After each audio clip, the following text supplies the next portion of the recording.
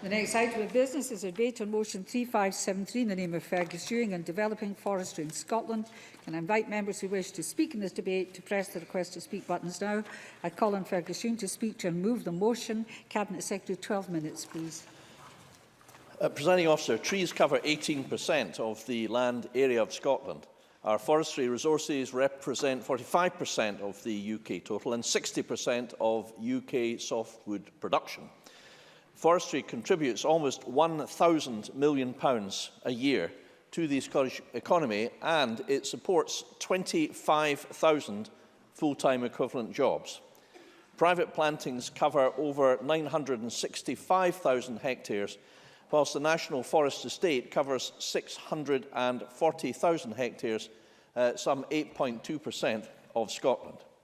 Now, these impressive statistics emphasise, Presiding Officer, the enormous importance of woods and forestry to Scotland's people, to her communities, her economy and her environment. And they explain this government's unequivocal commitment to forestry and to maintaining the National Forest Estate.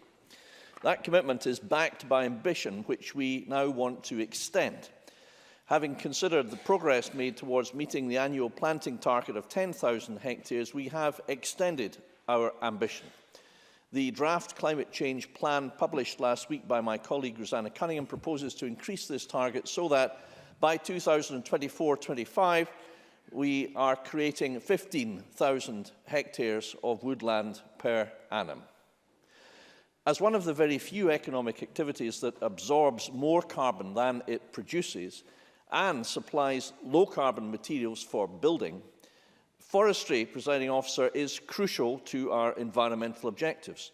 Trees remove about 10 million tonnes of CO2 each year and are home to over 200 plant, bird and animal species, including some unique to Scotland.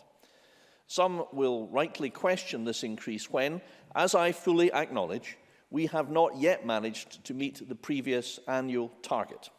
But I hope to be able to reassure them today why I consider this new target achievable, and to reassure both Conservatives and Labour that our approach will address the sort of issues their amendments fairly highlight. And perhaps I can say at this point that I'm minded to accept both the Labour and the Conservative amendments, Presiding Officer, in perhaps an unprecedented display of magnanimity on my part. I wanted to extend that magnanimity to the Greens, and I would have done so were it not for the fact that, unfortunately, the amendment is just a bit too prescriptive. And I think by accepting it, it would effectively preempt the debate on the forestry bill and also preempt a proper consideration of the consultees to that bill, whose views we need fully to take into account. But I'm happy if it would help to meet with the Green representatives, and I'm very happy to discuss that with a sympathetic eye. So I thought it would be useful to ad-lib at that point. Going back to the script, Presiding Officer, sorry about that.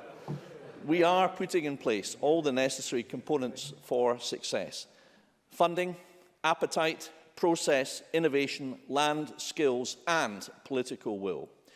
We do intend to increase the financial support available for tree planting and management from £36 to £40 million in the current year, provided our budget is supported, as I hope it will.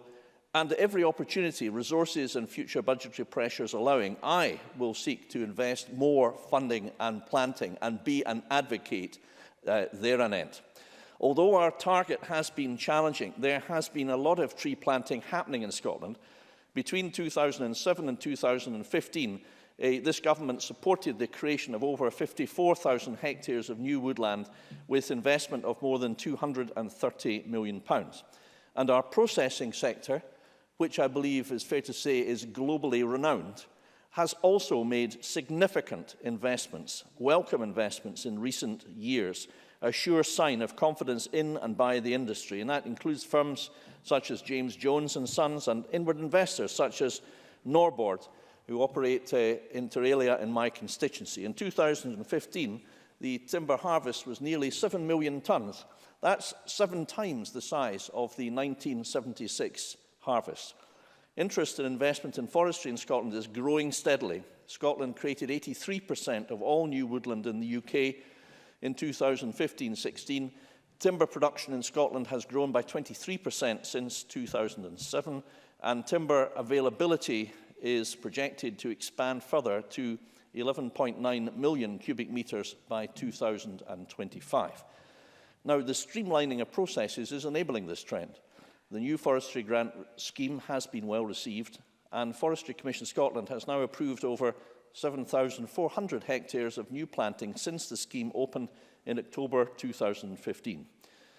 71% of this approved planting is productive, 29% focusing on other benefits such as biodiversity or flood alleviation. We can streamline the approval process further and create more certainty for investors. Last summer, I appointed former Chief Planner Jim McKinnon to review and identify how the process could be improved. I accepted Mr McKinnon's recommendations in principle, and the Forestry Commission Scotland's plan to implement those recommendations will be published shortly. This plan will be key to delivering our new planting targets. The availability of land, Presiding Officer, is also key. Currently, Scotland only has 18% of forest cover, compared with 37% for the EU as a whole, twice as much, and 31% worldwide. A study has shown that 30% of our land is suitable for growing trees without using prime agricultural land or planting on important conservation sites. There is clearly room for growth. I believe the case for increased woodland creation is compelling, but I know others remain to be convinced.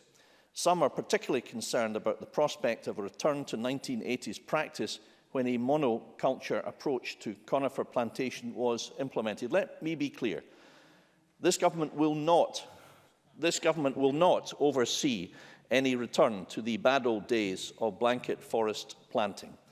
Ours is a vision, a modern vision, in which woodland expansion must respect modern standards of sustainable management, such as the UK forestry standard.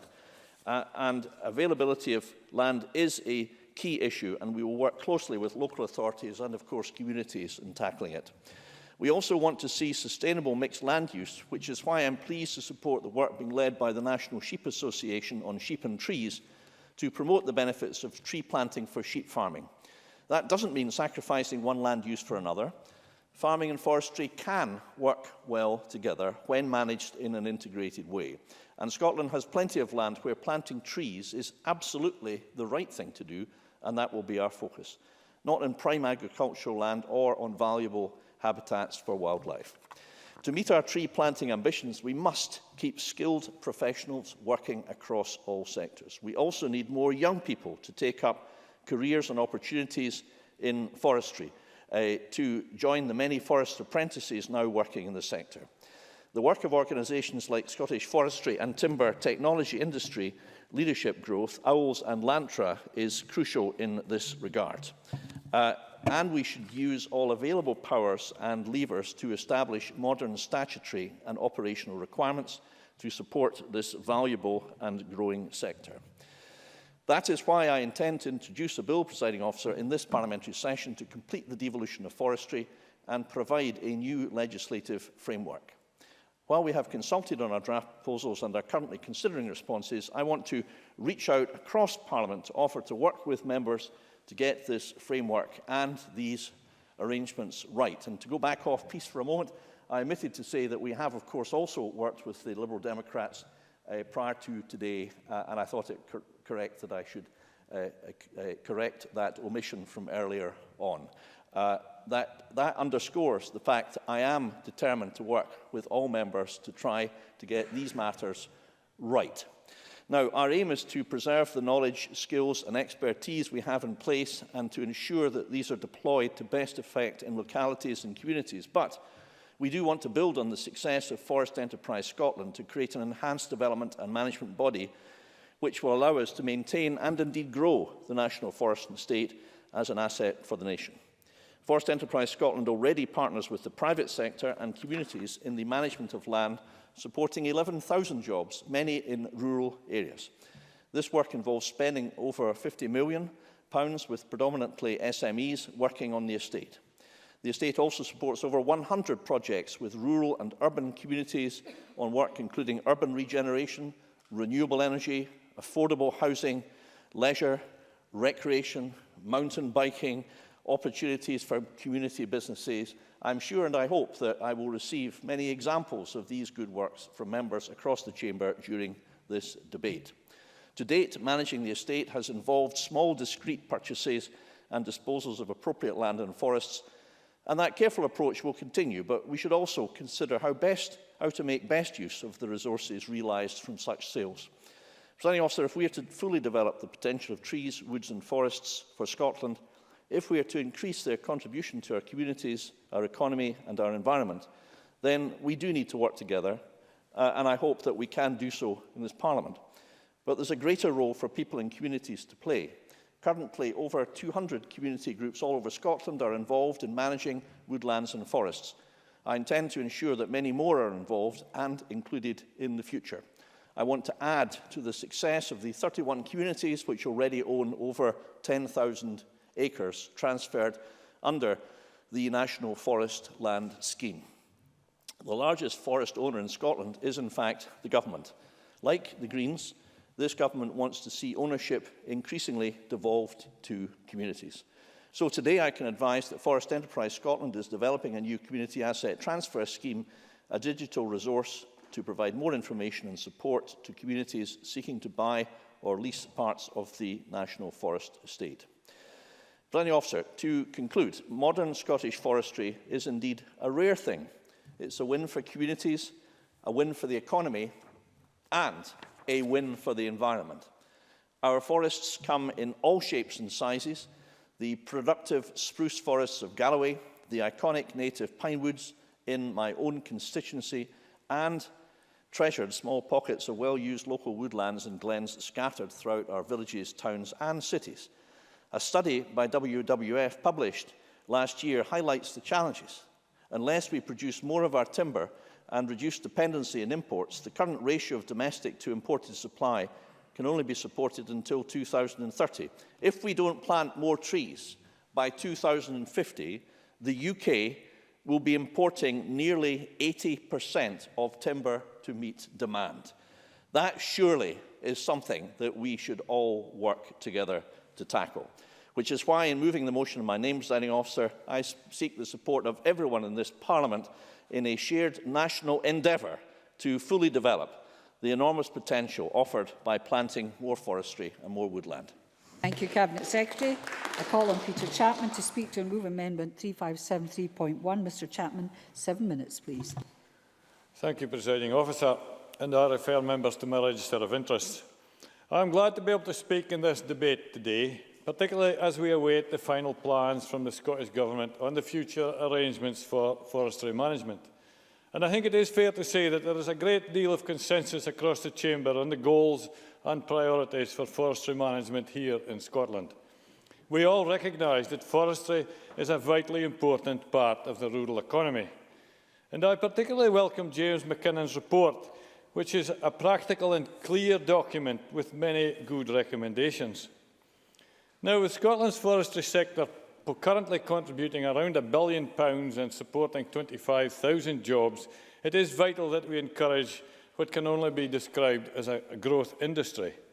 It is also important that forestry is valued in its own right, and for our professionals to demonstrate that planting trees will secure the long-term supply of productive timber, sustain jobs in rural areas and help Scotland achieve its ambitious climate change targets. As forestry will soon come under the direct control of Scottish ministers, we must ensure that it is not subject to the whims of electoral cycles. This is an industry that requires a long-term view and a consistent mindset. My colleagues and I are clear that we must retain the knowledge, experience and long-term planning that we currently gain from the Forestry Commission. And indeed, I would argue that we should strengthen and develop further that skill base. And I would like to welcome the new increasing annual target rising to 15,000 hectares of new trees by 2025. and I believe that this is an achievable target. I am concerned, however, that with this government having missed its target of 10,000 hectares being planted every year since 2012, we are setting ourselves up for failure unless the process of applying for permission to plant is simplified, sped up and cost taken out. Less than 20% of Scotland land area is currently forests, which compares poorly to Spain at 37%, Finland at 73% and the EU average of 37%. In North East Scotland, 17% of agricultural land is currently reported as farm woodland area, slightly more than 80,000 hectares. And I have a good example here. I know a North East farmer, Mr. John Munro, who demonstrated the potential benefits of farm woodlands on his farm. And after buying 60 hectares of heavy clay land in 1991, John set about establishing commercial woodland, mostly Sitka. And since then, he has succeeded very well. In taking advantage of high-quality pine wood, ideally suited for timber processing, and working to deliver his stock over winter, ties in well to his farm business, and is now delivering profits and employing a member of staff. And this is a model that is absolutely the norm in Scandinavian countries. Across Finland, Sweden and Norway, most farmers are foresters, and it is nothing unusual for a farmer to harvest crops over the summer and to use the same equipment and tractors and to harvest timber over the winter months. And we need, I would argue, a complete change of mindset among the farming community here if we are to encourage more planting by farmers. Unlike Scandinavians, Scottish farmers are not natural planters of trees, and there is little history of farming and forestry being integrated in Scotland. The argument has often been that good sheep country has been used to plant trees and livelihoods have been lost as a result. But it is often the case that this land under trees will protect just as many jobs and deliver more output per acre than it will farming sheep. However, not at this point, sorry, I haven't much time. However, I am convinced that there are large swathes of land in Scotland where the sheep have already gone off the hills, but these areas have not been planted and are basically abandoned. Here is a valuable resource and a real source of income for the landowner being wasted. I agree with much of what James McKinnon says in his report. However, I do disagree with his suggestion of accredited agents having the authority to certify planting applications. I believe that decision needs to be taken by the Forestry Commission, but the FCS needs to tell its staff to be decisive and get on with it. I agree that informing and engaging communities should happen earlier and should be proportionate to the scale and impact of any scheme. And while subsidies do cover the first 10 years of planting, it takes decades more to be in a position where trees are mature enough to be valuable and to provide real income for the grower. So how do we support farmers who are effectively losing the income from their farmland over a long period? And perhaps when the Cabinet Secretary comes to presenting the draft forestry bill to this Parliament, he will consider ways that we could encourage the growth of farm woodland. Not only would this assist in making farmers less dependent on volatile food prices by diversifying their businesses, but it is vital to deliver our tree planting targets. Now, Brexit undoubtedly poses a challenge for funding new forests post-2020, but the answer is simple. The money must be allocated. Reports tell us we are on course to import nearly 80% of our timber needs by 2050, and we must do better than that. So it is vital that we act now to ensure a strong forestry production sector for the future, and of course we need to ensure that we are planting the right trees to create forests that have real value for sawmills and won't just end up as expensive firewood. Since around 2005, not only have we failed to meet our targets of 10,000 hectares, but unfortunately 2/3 of the woodland that we have planted has been hardwood, and that has a limited industrial use. These are not the trees that our sawmills require, and this failure to plant sufficient high-quality pine forests should have been seen much earlier and measures taken to rebalance planting. Thankfully, that has now been done. I am fully on board with focusing on Sitka planting as outlined in Jim McKinnon's report. But of course we cannot just roll out Sitka and ignore other commercial species. But there are clear advantages to Sitka. Its rotation age is only 40 years rather than 80, as with Scots pine and larch. However, I fully recognise the days of blanket planting of single species are gone, and a well-designed forest nowadays will have open spaces and different varieties to encourage biodiversity. Please conclude. Can I just finish there then? I'll just say that we can save, we can carbon capture as well, we can help to alleviate flooding, but we know that trees will take in carbon. Presiding Officer. Just move the amendment now, please. Thank you. My colleagues and I are ready to work with the Scottish Government to deliver their ambitious move your targets. amendment. Just move your amendment, please. But we remain concerned that not enough work is being done. I move the amendment in my name. It's how long a conclusion takes. Can I now call Rhoda Grant, please, to speak to move amendment 3573.2. 6 minutes, and I know you won't be naughty. You're tempting me now, Presiding Officer. We welcome the further devolution of forestry and indeed the Forestry Commission, and it should help the Scottish Government achieve their planting targets.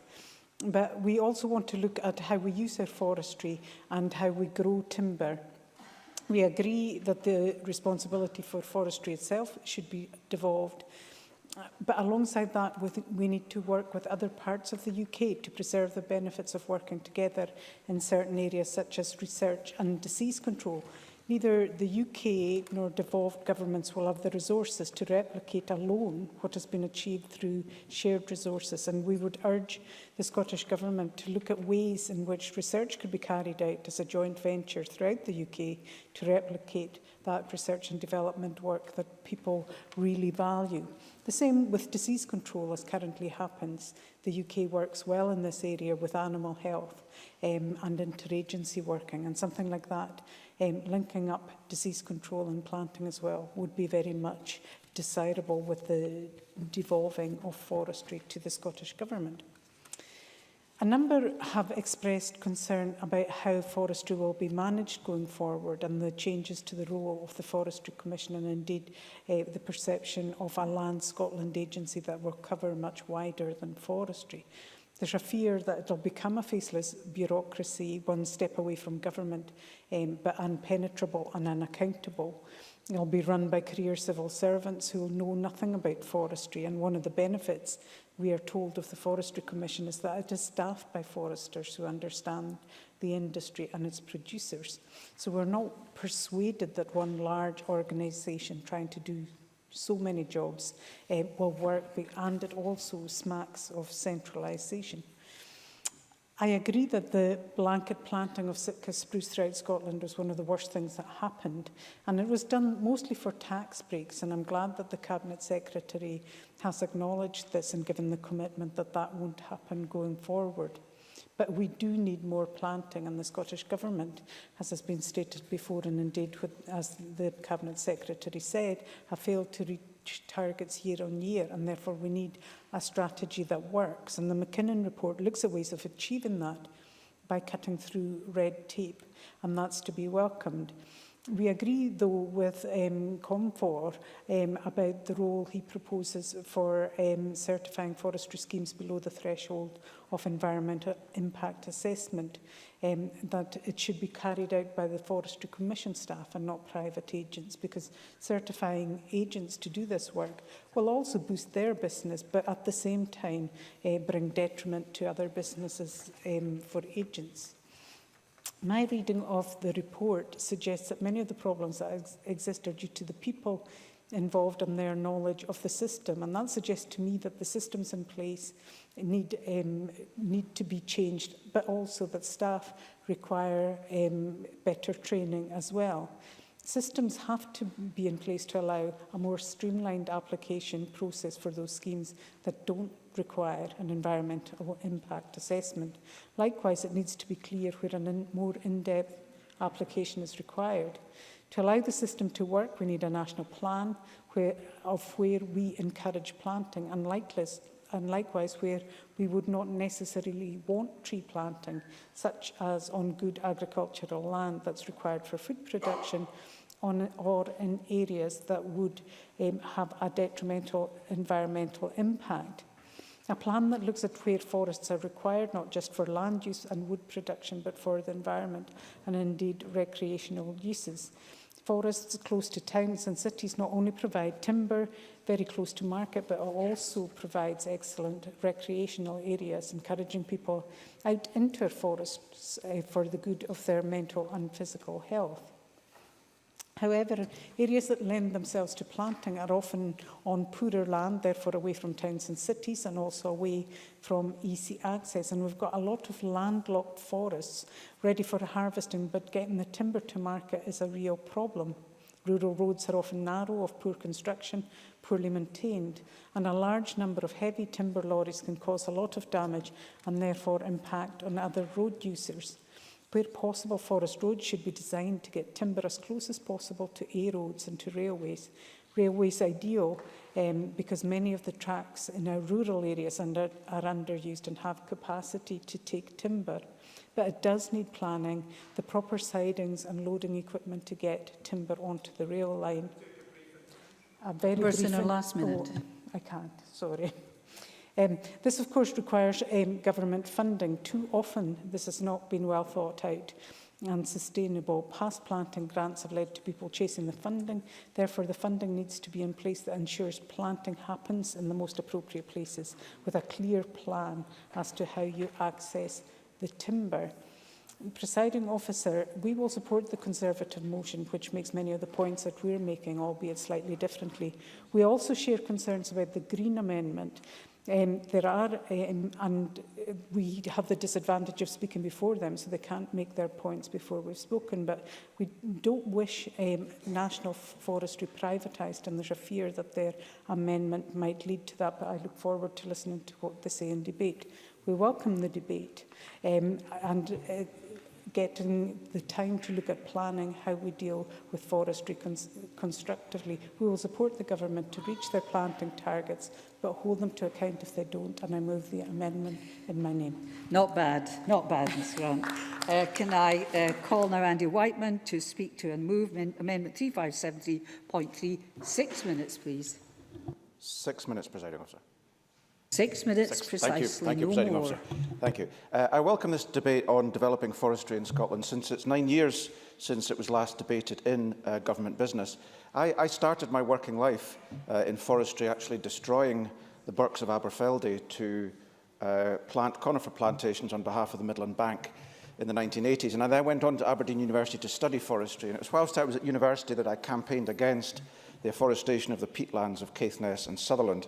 I learned years later that, as a consequence of that, I was blacklisted from employment in the forestry sector. So I've got some experience of this topic. Having said that, we're a little bit disappointed in the lack of ambition that the government has for forestry. On the 22nd of March this year, it will be the 50th anniversary of the Forestry Act of 1967. Notwithstanding devolution in 1999, the statutory framework for forestry and the responsibilities of the Forestry Commission has moved on little. We welcome the complete devolution of forestry, of course, but in addition to reforming governance and new mechanisms to achieve afforestation targets, a new Act could, for example, open with a new suite of statutory purposes for forest policy in Scotland, including climate change mitigation, supporting the rural economy, advancing land reform, environmental restoration and promoting social policy in the fields of health and well-being. In particular, a new Act should incorporate a statutory duty on ministers to promote sustainable forest management and implement the UN Sustainable Development Goal, of which 15.2 states that by 2020 promote the implementation of sustainable management of all types of forests, halt deforestation, restore degraded forests and substantially increase afforestation and reforestation globally. In that light, our amendment calls for two elements of a more ambitious approach to the future of forestry in Scotland. The first relates to the ownership of Scotland's expanding forest cover. This has become dominated by owners who live far away from the land they own, often in offshore tax havens, and whose motivations are limited solely often to the financial and tax advantages associated with ownership. A few years ago, I undertook a study into the pattern of private ownership of Scotland's forests, and I was astounded when I asked the Forestry Commission about the source of ownership data that they had submitted to the UN Economic Commission for Europe in 2011 to be told that it was based upon estimates, estimates which in turn were derived from a survey carried out UK-wide in 1977. Unlike most European countries, the Scottish Government and Forestry Commission collect minimal information on forest holdings and publish nothing. What we now know is that Scotland stands at the extreme end of countries in Europe with the most concentrated pattern of private ownership. Over 44% of forest holdings in Scotland are over 100 hectares in extent. Sweden is next at 10%. The European average is 0.7%. The majority of Scotland's private forest area is owned by absentee owners, and a third of those live outside Scotland. Across Europe, by contrast, forestry is owned by cooperatives, communities and municipalities. In countries such as Sweden and Finland, companies such as Södra and Metsalito Cooperative own substantial extents of forests managed on behalf of their members. The second part of my amendment relates to reform of the governance of the National Forest Estate, and I heard what the Cabinet Secretary said in relation to this, and I look forward to further discussions on this. 25 years ago, I asked the prominent historian of the Highlands and Islands, Dr. James Hunter, to write an editorial for a magazine I was editing about the future of forestry in Scotland. And contrary to the prevailing orthodoxy of the time, he noted that, and I quote, "The Forestry Commission is to Scottish forestry what collectivisation was to Soviet agriculture." And he went on to argue for reform in the way that state forests are managed, and made a very good point, I thought. Public ownership of land does not necessarily mean state ownership. Real public ownership means ownership by the public. And there's a common belief that the Forestry Commission owns the National Forest Estate. It does not, of course. All land managed by the Forestry Commission is owned by Scottish ministers. Section 3 of the 1967 Act, which the Government is intent on repealing, makes clear that the Forestry Commission is merely the manager of land placed at its disposal by Scottish ministers. A new Forestry Act, in our view, should allow a much wider range of bodies, such as community groups, environmental charities, cooperatives and local councils, who can be appointed by Scottish ministers to manage parts of the National Forest Estate, removing the monopoly currently enjoyed by the Forestry Commission. Finally, Presiding Officer, I want to raise two further matters in the short time I have available. First, on achieving the Government's target for forestry expansion. This will be challenging. As the Forestry Commission briefing helpfully distributed by the Cabinet Secretary yesterday makes clear, we know where forestry expansion should happen in broad terms, but it is not happening. Given the climate change imperative of forestry expansion, we need to develop new mechanisms through planning and fiscal policy to make new forestry obligatory. Second, the Forestry Commission repositioning programme is based on recommendations from a review in 2004. In an answer to a written question in October last year, I was told by the Cabinet Secretary that the Scottish Government has yet to decide on any further sales programme beyond those areas already notified. I understand that the Cabinet Secretary is in fact in possession of lists of new proposed sales of the National Forest Estate, and will welcome whether he can confirm this is the case or not, and whether he will let Parliament know of such plans as soon as possible. In conclusion, Presiding Officer, is Scotland simply a resource colony for distant corporate, industrial and financial interests, or is it a country to be developed for the benefit of the communities who live and work in rural Scotland? I move the amendment in my name. We now move to the open speeches, and we are tight for time, no time in hand. Any interventions will have to be contained within your 6 minutes. I call on Emma Harper, to be followed by Finlay Carson. Thank you, Presiding Officer. Before I continue, I want to remind members that I am the Parliamentary Liaison Officer for the Cabinet Secretary for Rural Economy and Connectivity.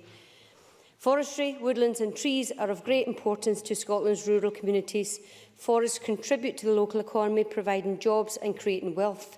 Forests attract visitors to Scotland and create opportunities for our tourism sector. They are important to our cultural heritage, having inspired generations of artists and writers. Long-established woodlands form part of the historic environment as evidence of earlier settlements and land use patterns. The forestry industry contributes almost £1 billion per year to the Scottish economy and supports more than 25,000 full-time equivalent jobs. The National Forest Estate is one of Scotland's greatest natural assets and generates 395 million and 9 million visitors each year. Dumfries and Galloway, where I was born and live now, is one of the most wooded regions of Scotland. The region produces around 30% of Scotland's annual timber harvest and has a major processing capacity through 2 large sawmills at Lockerbie and Dalbeattie, in addition to a number of smaller facilities. The timber industry employs around 3,000 people across the region. However, continued growth of the industry and increased mechanisation has led to a recognised skills gap. Last year, I welcomed the Minister for Employability and Training to Dalbeattie to visit forestry machinery suppliers Jasp Wilson. Jasp Wilson are an example of a company working with young people to fill some of these skills gaps. The Minister met apprentices and found out more about the company's partnership with Dalbeattie High School. Minister Hepburn got to see firsthand the really positive work they have been doing to offer work experience for pupils, in some cases leading to full apprenticeships paid at a living wage. Offering our young people meaningful training opportunities in local businesses is vital to our region's economy and indeed will help address national skills shortages in some important areas of activity like the forestry industry. I am pleased that the SNP government will introduce a forestry bill to complete the devolution of forestry. The bill will ensure that the Scottish Government has control of all aspects of forestry and transfer the powers and duties of the Forestry Commissioners as they relate to Scotland to Scottish ministers. It will see the establishment of a forestry and land management body to focus on the development of the National Forest Estate. In December, a detailed analysis of the challenges facing the sector by Jim McKinnon, as has been mentioned, was published, outlining a number of recommendations to reduce the complexity and costs of tree planting, all of which have been accepted in principle by the Cabinet Secretary. These will include streamlining the process to approve sustainable planting schemes, earlier engagement between tree planting businesses and communities, and a dedicated National Forestry Commission Scotland team to deal with complex proposals. These actions will help to ensure that we reach our manifesto commitment to plant 10,000 hectares of trees every year until 2022 and to hasten the approval of planting. This will help to end the uncertainty over the future of forestry, encouraging more private investment in the sector. Stuart Goodall, the Chief Exec of Confor, recently praised the Cabinet Secretary for his real political will to tackling barriers to greater tree planting and his commitment to working with the sector to reach 22 million a year.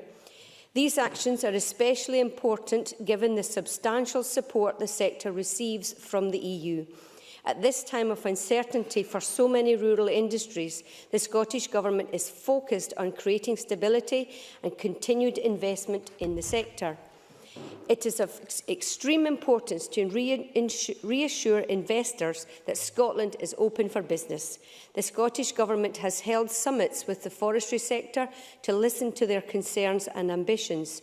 The Cabinet Secretary has also met with leading representatives from forestry management and investment companies to provide reassurance that the Scottish Government is committed to seeing the forestry sector thrive.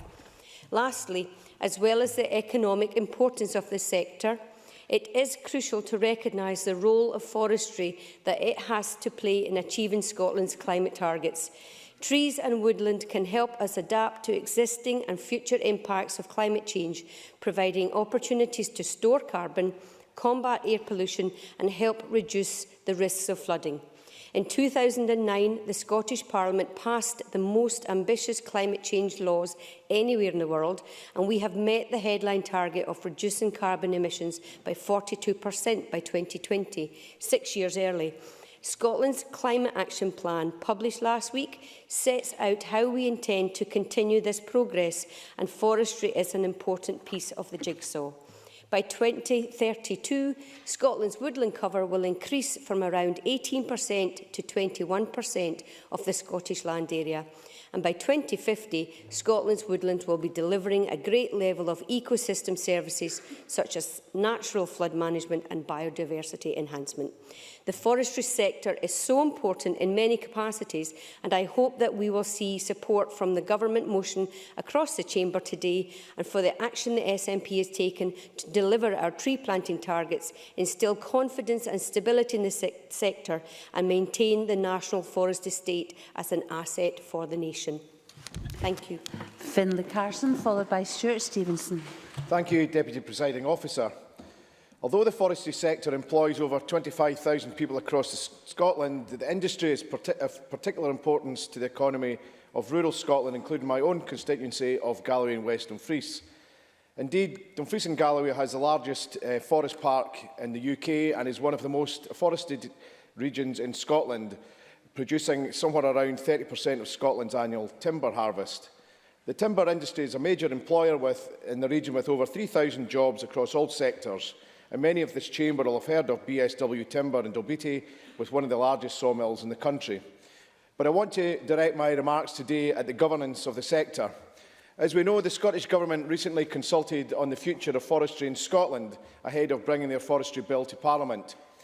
One of the central themes of that bill will be the new organisational arrangements for Forestry Commission Scotland, and in the recent consultation, respondents were specifically asked about their views on the establishment of a dedicated forestry division in the Scottish Government and an executive agency to manage Scotland's national forest estate.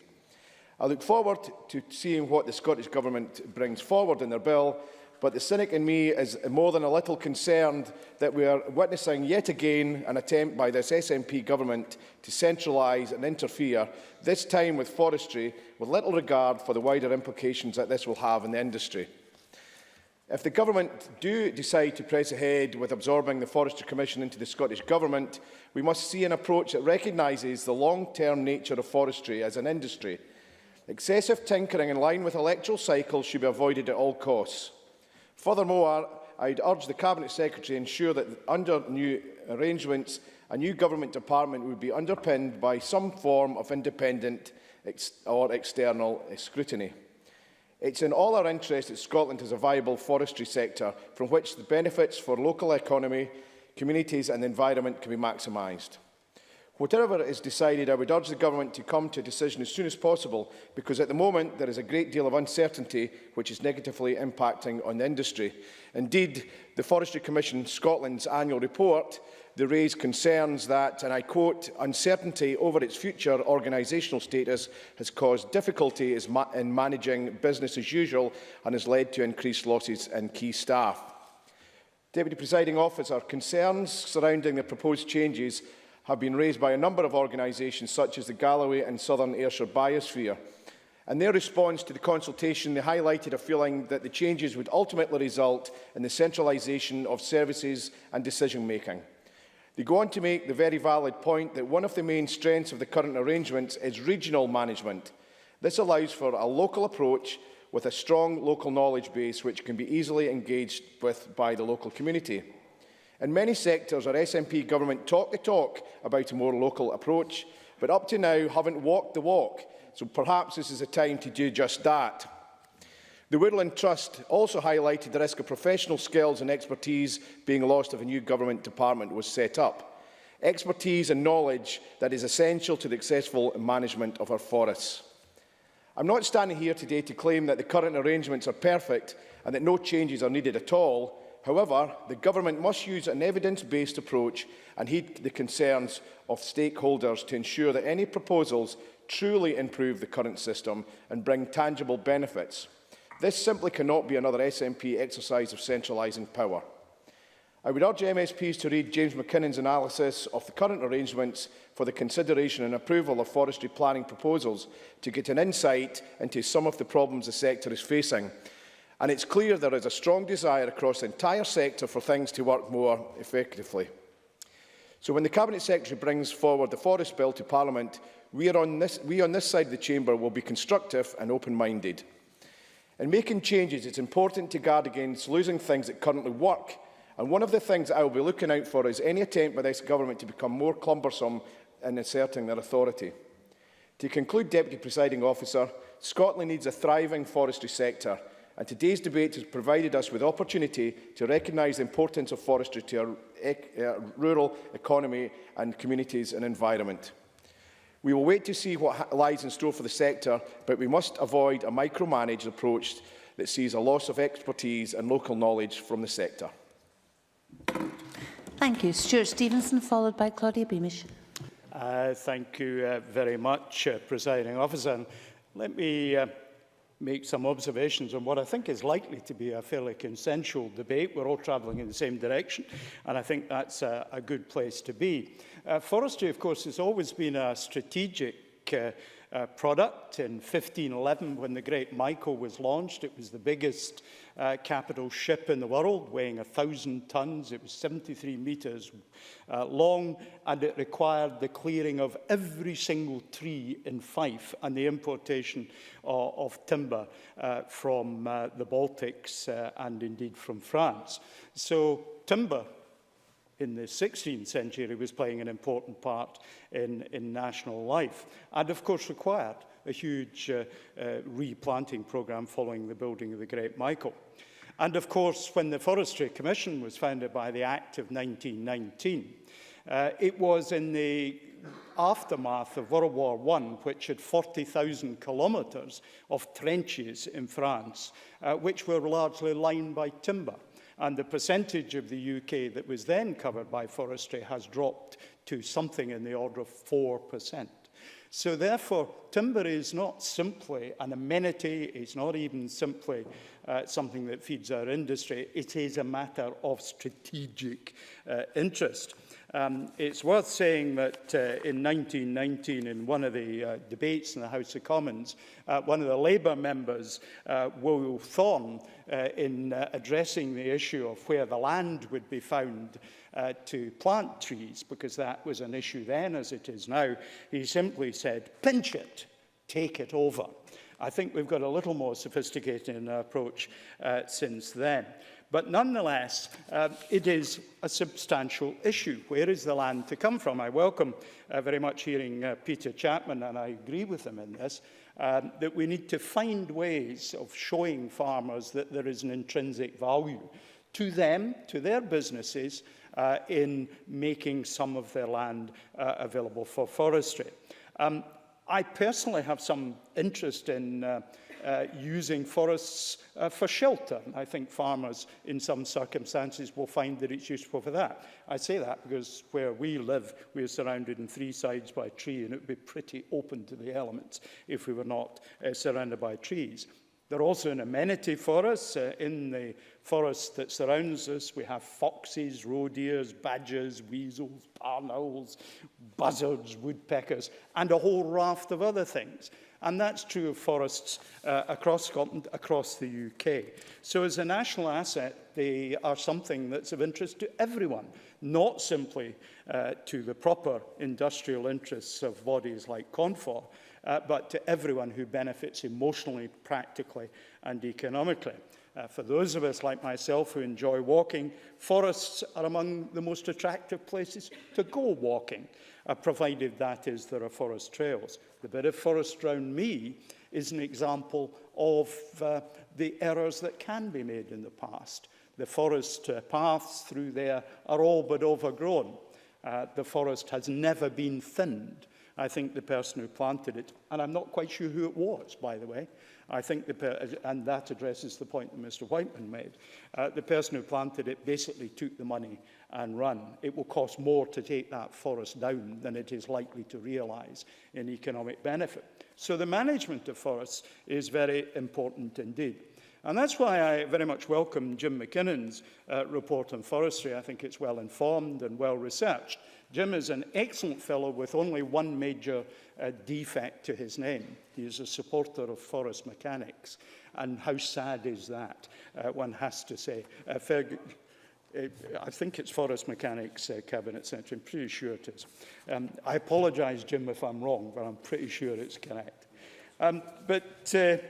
But in Scotland, we have beautiful land and we have opportunities for planting more forestry. I think Rhoda Grant was correct in saying we've got to plant it where we can harvest it. The one thing she missed, and I would have liked to intervene, was that there is opportunity in some places for marine removal of forestry as well. And I saw a very effective scheme of that when I visited Rasi to open the new pier there as a minister. I think it was probably the last time I met Charles Kennedy, and we had an excellent chat together, as we always did whenever we met him. The number of jobs in forestry can go up. It's substantial already.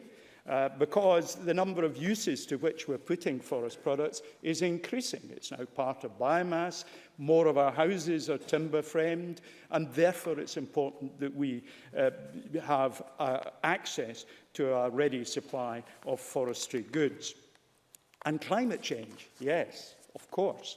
Particularly new plantings, because young trees are particularly adapted to absorbing CO2, whereas older established forests that are left to moulder, perhaps as the one that surrounds our house, are less adept at absorbing CO2. So we've got to make sure we replant after we grant permission for forests to come down.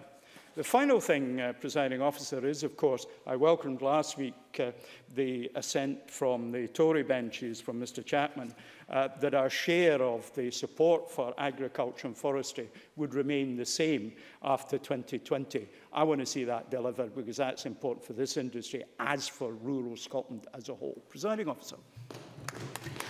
I call Claudia Beamish to be followed by Graham Day. Thank you, Presiding Officer. Forestry bestows us with numerous benefits, as discussed in the Chamber today. The Forestry Policy Group depicts some of these and some of the scope excellently, stating woodlands can double as, I quote, a bank, a playground, meeting place, nature reserve, classroom, larder, gym, mental health spa, and a centre for rehabilitation of those who need help to reorientate their lives, indeed. With regards to my portfolio, as mentioned by others, forestry is salient as it is the only sector delivering a net emissions reduction, so far acting as nature's benevolence in the climate change challenge.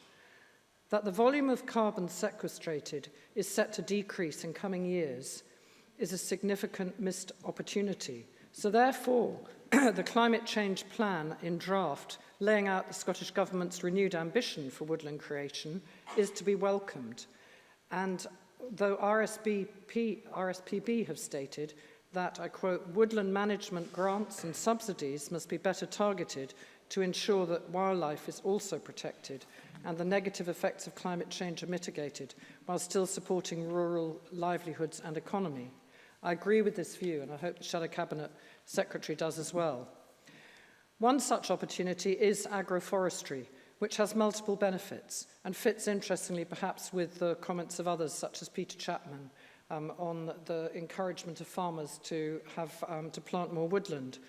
The significance of agroforestry is recognised by the Forestry Commission Scotland, and it's also interesting to look to France, where the law passed by the French government on the future of agriculture, food and forestry was definitively adopted in their parliament, supporting agroforestry. And the UK Committee on Climate Change has actually stressed the need, and I quote, to address barriers to and awareness of agroforestry. Also, we must be constantly aware and challenge ourselves to ensure that we consider the tensions between forestry planting and peatland restoration in relation to climate change and in protecting our fragile ecosystems and wildlife. In terms of protecting our forests and woodlands, it is also essential that we address the issue, which is certainly very challenging, which we were discussing this morning in committee, of deer management and, in my view, and that of others I believe, the need for more robust management structures to protect our trees. For tree health, Rhoda Grant has already explored the need for collaborative research across the UK. I would also highlight the importance of the provenance of seedlings and highlight the work of nurseries such as Ravenswood Nursery, Cleghorn in South Scotland in this ambition. There are indeed very rich opportunities for community ownership of woodlands and forests, and I welcome the commitments of the Cabinet Secretary today, and I also listened carefully to the comments of the Green Party on this. There might be It might be small parcels of land near to villages and towns, or indeed in towns and cities even, for recreational use and contributing to biodiversity through community management. There are also much more adventurous opportunities, such as in South Scotland, where there is a wealth of woodland sites owned and developed by community groups already. These sites add diversity to the forest culture and are often due praise for their focus on community and on conservation. The Gordon Community Woodland Trust is a prime example of this progressive work, and the group purchased the Berwickshire site in 2002 with financial assistance from the Scottish Land Fund, and the first funding for land purchase out with the Highlands, indeed.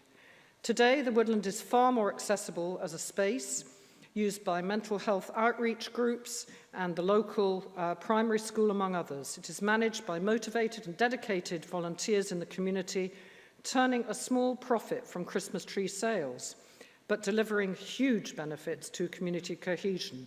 And we do need structures that enable more community and cooperative ownership across Scotland. In my own region, I want to highlight the exciting range of opportunities for uses of wood not mentioned by others.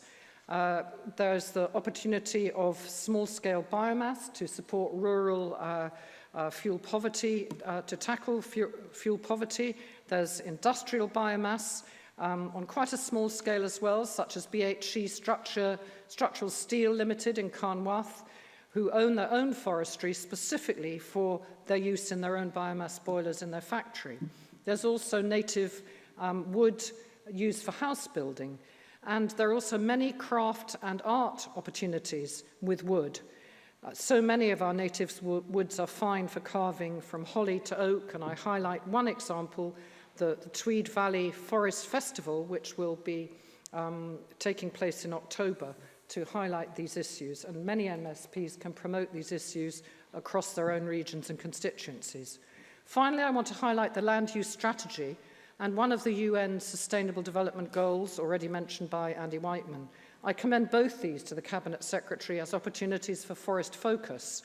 The status of the land use strategy merits further consideration, and the planting of trees, the what and the where and the why, can be addressed through guidance the strategy and indeed the bill could bring. And as far as the United Nations Sustainable Development Goal 15.2, I won't read out again what it states, as it's already been read by another member, but this is certainly a global aspiration we should be contributing to. There should indeed be a shared national endeavour, as the Cabinet Secretary said, and we can all explore the way forward together. Thank you. People are starting to run over time, so please curtail it a bit, please. And I call on Graham Day to be followed by Edward Mountain. Presiding Officer, I want to look at this issue from the standpoint of meeting our sequestration targets and the role that farming can play in this. That's not to diminish the importance of forestry from a commercial and related economic perspective. Contributing £1 billion a year to the Scottish economy and supporting 25,000 jobs, as the sector does, really matters, as from a reducing emissions perspective, does using wood instead of other materials in construction. But as convener of the Environment and Climate Change Committee, and given this Parliament today commenced its scrutiny of the new climate plan, I want in the main to focus my contribution on carbon sequestration at the initial stage, as it were. That said, there's a common thread running through the replanting issue, whether you approach it from a climate change or biodiversity, flood management or health benefits, water quality or commercial perspective. And that's the raft of challenges which require to be overcome if we were to start planting 10,000 hectares a year and move on to 15,000 hectares by 2024-25 and increase woodland cover from 18% to 21% by 2032, and of course the actions this will require. It's only fair to offer some perspective to this issue and point out that whilst the 10,000 hectare target has not been reached to date, in 2015-16 Scotland was responsible for 83% of the new woodland created across these islands last year, and in terms of delivery and ambition in this area, we are light years ahead of England, Northern Ireland and Wales. But the fact is we've set targets and will clearly require a change in attitude and approach if we're to get to the kind of planting levels we require to secure all of these necessary benefits, and of course ensure that there's not a crisis around access to wood for commercial purposes in years to come. We need to get over that old mantra that planting trees on less productive agricultural land is somehow a sign of farming failure, to find a means of making it easier for tenant farmers to plant on their farms without suffering detriment, and to be identifying parcels of land that currently are not being utilised for any meaningful purpose, the kind that Peter Chapman mentioned, and which would be suited to hosting forestry on whatever scale, and to deploy the land use strategies on a regional and more local scale to ensure we begin to integrate land use far better than we've done up until now. Implementation of the McKinnon report, where it identifies ways to remove barriers to planting, will help us on this journey, as in terms of enticing farming participation, will the move to allowing farmland planted under the Forestry Grant Scheme to still be eligible for basic payments, and topped up by the Scottish Government's planned exploration of a scheme which would see farmers paid for sequestering carbon through tree planting from 2020 onwards, as identified in the climate plan. We might just secure a real breakthrough. Well, there's much more that we should be demanding of farmers in emissions reduction terms without increasing financial support. There is nothing wrong with incentivising them to deliver new step-change behaviour that brings about measurable carbon sequestration benefits. And there is some good work going on already, both in terms of establishing new woodlands and improving management of existing small-scale ones. With regard to the latter, I was interested to hear recently about leader funding being used to support the first stage of the innovative Argyll Small Woods Cooperative project, which is helping farmers and other small woodland owners manage those woodlands. And in terms of the former, some interesting work is going on in central Scotland with the CSGN, providing support and advice to farmers within the Green Network area around opportunities for woodland creation. That's laying the foundations for farmers to access the SRDP's Forest Grant Scheme. The last 15 months has seen 1,500 hectares of woodland approved and supported by £10 million in funding. Clearly, courtesy of Brexit, the future nature of Leader and SRDP is in doubt, along with a 55% underwriting of the Forest Grant Scheme from the European Agricultural Fund for Rural Development. But in the short term, at least, we have these funding streams accessible for these important purposes and to establish some momentum. In increasing planting in keeping with the Woodland Carbon Code, though, we need to be mindful of another environmental impact, that of deer. The deer management issue is one the Environment, Climate Change and Landform Committee has been wrestling with these past few months, concluding its extensive evidence gathering only this morning. The public purse in Scotland is facing an annual bill going forward of around £30 million to install new fencing and repair existing protections to keep deer out of our current forest footprint and allow it to flourish.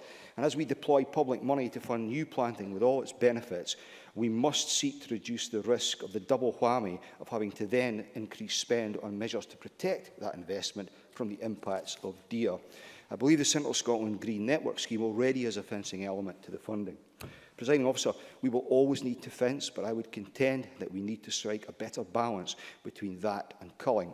Another challenge for the forestry is coping with the ravages of disease, with 12,000 hectares of publicly owned woodland having had to be cleared over the past 6 years in response to disease impacts. So I think it does make sense that while full control over forestry will be passing to Scotland, we will still maintain cross-border cooperation on plant health alongside developing common codes and shared research. The UK forestry standard is helpful, for example, in resisting the pressure from some quarters to allow planting on peat of a depth of more than 50 centimetres, something that's completely counterproductive in carbon sequestration terms.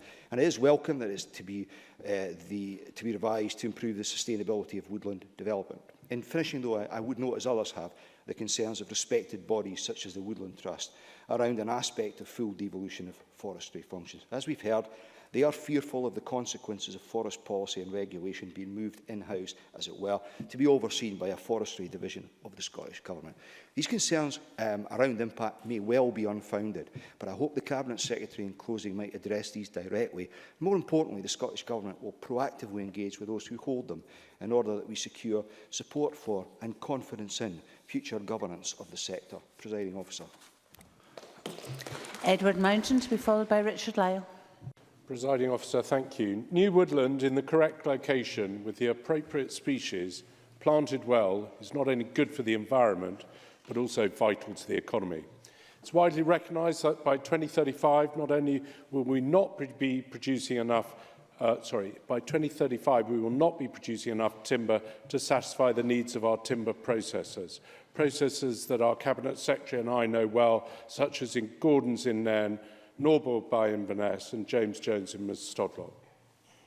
Now, there's suggestions that the industry can offset this by smoothing, which effectively means reducing harvesting in the lead-up and post-critical period. but this is effectively putting the handbrake on our industry, and it's not something that I would naturally ever encourage. However, with a long lead time in timber to production, I see little option at this stage. So why has this come about? Simple answer is that government has failed to reach the planting targets they set themselves, a deficit that has been repeated every year since 2012. Now, before anyone says that even if we had reached those targets, with forests taking in some cases 60 years to mature, we still would have not had enough timber, they would be wrong.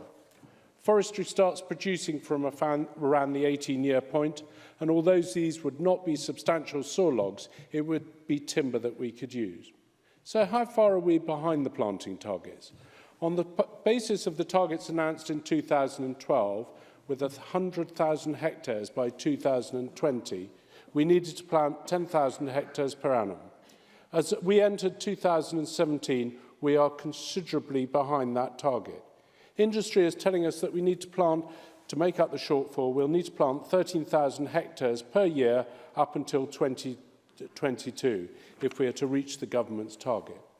Latest indications from the government suggest that they'll be happy for 10,000 hectares per annum, but there is no clear evidence that this is likely. Indeed, it seems very unlikely given the evidence that I've looked at. So I want to look at the reasons for failure and what we could perhaps do. And there's two areas that I want to look at. First of all, grants, and then the consultation process. Now, analysis of previous applications suggests that costs of establishment for forestry, that grants need to be in the region of £4,500 per hectare. Simple maths would suggest to achieve a target of 13,000 hectares per annum, the budget should be in the region of 59 million. Or if the new target of 10,000 hectares per annum is accepted, it will need to be 45 million. The fact is, in the 2017 and 18 budget for planting, the figure set aside is 40 million. Now, I've heard arguments that the budget has been set on the basis of what the Forestry Commission see as coming forward in the way of forestry grants. But of course, that's a circular argument. If potential applicants can't see sufficient grant funding, they won't bother to apply.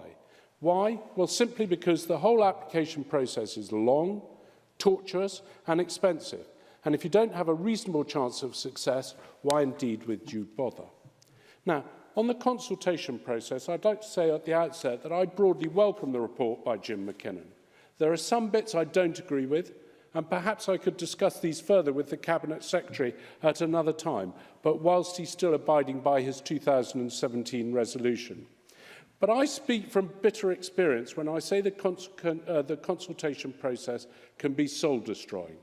There are some that I've been involved in, one in particular which aimed at creating 1,000 hectares of new Caledonian pine forest in the Cairngorms that I still bear the scars from. Whilst I accept the need to protect the environment, that particular scheme seemed to tick all the boxes. It still took 10 years to be approved, and I really can't remember how many site meetings and consultation reports that were required. No wonder forestry doesn't get planted. So I believe that the government, with all the other agencies who rightly have a say, need to identify areas where we should see forestry planting. They should then produce maps showing where there is a presumption in favour of forestry. They then should instruct the Forestry Commission conservators to follow that map and support them in the decisions they make regarding the applications. So, in summary, I am truly concerned about the timber supply, and it will not meet the demands of our industry, especially when we reach 2035. I support the government's original planting ambitions, and I am disappointed that we have failed to achieve them. It is clear to me also that the government has not allowed sufficient grant support to achieve their downly adjusted new targets. I support what Jim McKinnon says in his report, but want to look more closely on the way forward in relation to the Forestry Commission and the use of certified agents. I believe the government must look at making the whole application process a lot easier, with a presumption in specific areas for forestry planting to speed up the process. Sadly, I believe if these issues are not addressed, then I have serious concerns that Scotland's forestry will be held back. The knock-on effect is that it will be bad for the environment, bad for the industries, and especially the industries in my region and the Cabinet Secretary's constituency, where they are so important not only to provide employment, but also skills and training for people in the forestry sector. Thank you, Presiding Officer. Richard Lyle, followed by Mike Rumbles. Thank you, Presiding Officer. Can I begin this afternoon by welcoming the opportunity to speak in this important debate on the forestry sector in Scotland, particularly as a member of this Parliament's Rural Economy and Connectivity Committee. In my remarks this afternoon, Presiding Officer, I will intend to echo much of what has been said by my colleagues, maybe not Mr Mountain, but in particular I wish to reiterate how valuable the forestry sector is to Scotland, and indeed the actions that this SNP Scottish Government will take to showcase just how much we value the sector. Presiding Officer, Scotland's forests and woodlands are one of their greatest and indeed our most valuable rural assets, with the sector being worth £1 billion per annum, supporting approximately 25,000 jobs. It is clear that the forestry sector is one which has the potential to continue to grow, I know that's a pun, and going from strength to strength. And I believe it's our ambition in the SNP for them to expand and flourish, to continue to support employment and growth for Scotland's rural economy. Indeed, it is incredibly important to remember that the forestry sector does not just do well for Scotland's economy, but it plays a hugely important role in tackling climate change, protecting and growing biodiversity, natural flood management, and of course contributes to the improvement of general health and well-being across Scotland. In short, it is a sector which contributes so much more than money to our nation. That's why I'm sure this SNP government is determined to reduce the complexity, duration and cost of tree planting applications, and as members will be aware, commissioned a report by Jim McKinnon, CBE. The report made a number of recommendations, which I know the Cabinet Secretary has accepted in principle. But this government went further from that report. First Minister outlined in her programme for government a commitment to announce actions to speed up and streamline approved procedures for sustainable planting schemes. The Scottish Government is exploring the options open to stimulating increased planting, and I know that they have plans to announce actions later in the year to speed up the process of planting, particularly for those sustainable schemes. It is important to note that the success of the industry lies with the relationship that it has developed between our committed Cabinet Secretary and the industry themselves. Indeed, I note that Stuart Goodall, Chief Executive of Confor, has said that Scotland is planting, on average, over 15 million trees a year. And I know that the Cabinet Secretary is working with the sector in a determined drive to plant more. There is an understanding of the benefits and the real political will to tackle the barriers to greater tree planting. And I think that's a welcome reflection by Mr Goodall, as it shows that this government is not only working to fulfil its commitments, but is fostering a relationship with the sector that will see it go from strength to strength. I highlighted earlier in my remarks the benefits of the Forestry Commission to climate change, and it's on that point I wish to reflect. Because we live in a world at the moment where climate change is being questioned by some across the world, or maybe just across the Atlantic. But climate change is a very real issue indeed. And we have a proud record of our work to tackle climate change. Our First Minister represented us at the UN Global Climate Change Summit in France not so long ago, and our continual punching above our weight and our efforts to tackle this important issue are well noted. Our plans are outlined in the draft climate change plan show that we're not resting on our laurels, but working hard to make that change we must see. That is why by 2032, we must have the ambition that Scotland's woodland cover will go from around 18 to 21% of the Scottish land area. And this is important because these new woodlands will absorb greenhouse gases, provide confidence for the forestry product industry to continue to invest in Scotland, which means more development and job creation. Of course, our commitment, words and ambitions are met with the practical support too. That's why I believe the Cabinet Secretary for Finance outlined in his draft budget increases to the funding available for tree planting schemes from 36 to 40 million, as well as our commitment to deliver for woodland creation and improvement through the Forestry Grant Scheme. And now, whilst I'm sure members will wish that we get through the debate without mentioning that dreaded word called Brexit, I do have to gently point out that the forestry sector does receive significant funds from the EU funding, namely the European Agricultural Fund for Rural Development. That fund reimburses 55% of forestry grant scheme and its value over 2014-2020 period is estimated to make available 52 million. Final point I wish to make is that the forestry bill is coming. The SNP government will introduce a forestry bill, which I will believe will deliver a commitment to keeping the Forestry Commission as an asset for the country, but also ensure that the Scottish Government rightly has control of all aspects of forestry, and we will have arrangements and how it is governed and supported, and that will help us deliver on our overall ambitions for the sector. To conclude, Presiding Officer, once again grateful for the opportunity to speak in this important debate. Look forward to continuing to support with pleasure this SNP government and an excellent Cabinet Secretary who has delivered on its manifesto commitments to ensure the best possible future for the forestry sector in Scotland. Thank you. I call Mike Rumbles to be followed by Alexander Burnett. Well, I'm not after a job, but there we are. Can I first of all say that the Liberal Democrats fully recognise the contribution that Scotland's woods and forests makes to our people, communities, economy and environment. We welcome moves to fully devolve forestry in Scotland so that it's fully accountable to the Scottish Parliament. We're also fully supportive of the Scottish Government's plans to increase the annual target, as the Conservatives mentioned there, from 10,000 hectares a year to 15,000 hectares. However, if we are to be successful in meeting this new target, the resources to achieve it have to be in place. While I recognise that the Scottish Government is increasing the annual level of funding for specific grant aid from its current level of 30 million a year, it's only increasing it by 4 million to 34 million in next year's budget. We took evidence on this in the Rural Economy and Connectivity Committee.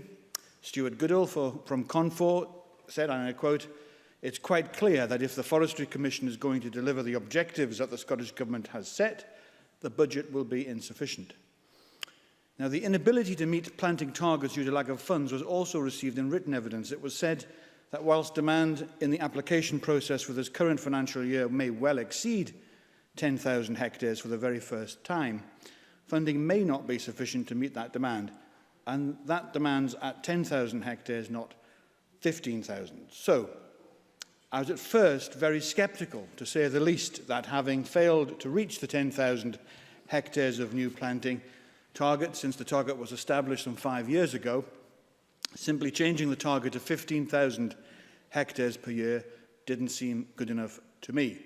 And by the way, I thought that Edward Mountain's contribution to this debate from his personal experience was a valuable insight into the problems that people do face. And it's really important that we do have people with experience in farming and managing the land in the Parliament in these debates. However, in discussion with the Cabinet Secretary, I have to say that he has made it clear that there will be a stepped approach to achieving the new target. The aim is to raise this target to 12,000 hectares in 2022, to 14,000 to 2022-24, and 15,000 hectares by 2025. Now, this approach is, to me, far more achievable, and informing the spokespeople of all the parties in this chamber of this change, I think, is both a helpful and constructive approach to this whole subject. Now, Jo O'Hara from Forestry Commission Scotland has made it clear that past problems have been addressed. She states that in 2017-18, she is aware of over 11,000 hectares of schemes that are under preparation for planting and is confident that there will be at least 9,000 hectares of new woodland created. The McKinnon report, to which has been referred, has identified a number of mechanisms to streamline the approval process. Delivery of these mechanisms is a priority, and it must be a priority for the Forestry Commission, and we're being told that this has led to an increase in investor confidence. Now, we hope that this is indeed the case. It's clear that as the target for new woodland increases over the next few years, then the planting budget must increase with it. But that, of course, is for future Scottish Government budgets. We will have to see if the Scottish Government gets its budget for next year approved in the vote in this chamber a week on Thursday. I have my doubts whether it will pass next week. I personally don't think it will. So I'm not going to look too far ahead to the budgets to come. A clue? Yes, you're pretty switched on, that's good. In conclusion, Deputy Presiding Officer, the Scottish Liberal Democrats will be supporting the Conservative and Labour amendments, and indeed, I have to say, I think it's quite good of the Scottish Government to be accepting the Conservative amendment, since it takes quite a chunk out of the Government's motion. So I think that's a very positive step by the Minister to have accepted that. So we will be voting for the Conservative and Labour amendments. We'll be supporting the Government's motion today with its modest budget increase for forestry, even if next week we may be voting against the budget as a whole. Thank you.